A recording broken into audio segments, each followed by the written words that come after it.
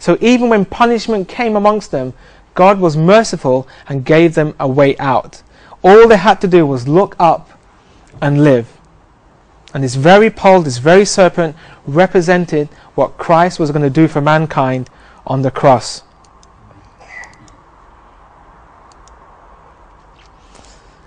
And Jesus says this to Nicodemus: as Moses lifted up the serpent in the wilderness, even so must the Son of Man be lifted up, that whosoever believeth in him should not perish, but have eternal life.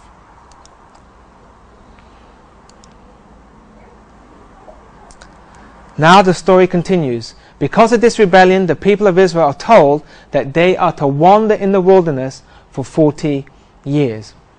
And during these 40 years, they learnt many lessons. They learned orderliness, cleanliness, and they learned and understood true worship. But Israel had many enemies. And here there was a king called Balak. And this king wanted to destroy the nation of Israel. And so he hired a soothsayer, or hired a prophet, someone called Balaam. And the story goes that this Balaam was told by God not to go. But he insisted on going. And eventually God said, go, but I will speak through your mouth. And so the king said to Balaam, he says, curse these people. But instead of cursing these people, he announced a blessing. 3 blessings.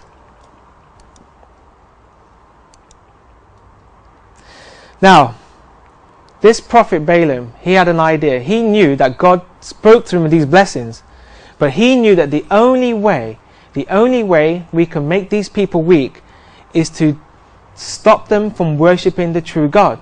And how do we do that? Through idolatry. So he suggested to the king, Balak, send in women. Send in prostitutes. Make them to commit adultery and fornication and pornography. And so he sends them in, and as a result, the men of Israel start apostatizing, and which brought weakness and brought destruction upon them. And as a result, they had to clean the camp again. And because this is what Balaam did, they took revenge and they went and destroyed him. And here we see Prophet Balaam got killed. So, summarizing. Exodus 17. Israel camps in Rephidim. God provides water from the rock at Horeb. Exodus 19. Moses leads Israel to the wilderness of Sinai, and Moses ascends the mountain of God. Exodus 19 again. God visits Sinai with earthquakes, fire and smoke. And then in Exodus 20, God gives the 10 commandments and many other laws. Exodus 25, the tabernacle is built. And Exodus 32, rebellion of the golden calf. And Exodus, Numbers 10, the tribes leave Sinai.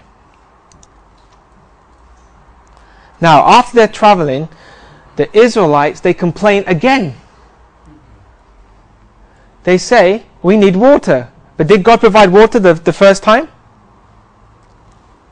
But in his anger, Moses strikes the rock. Can anyone remember how many times?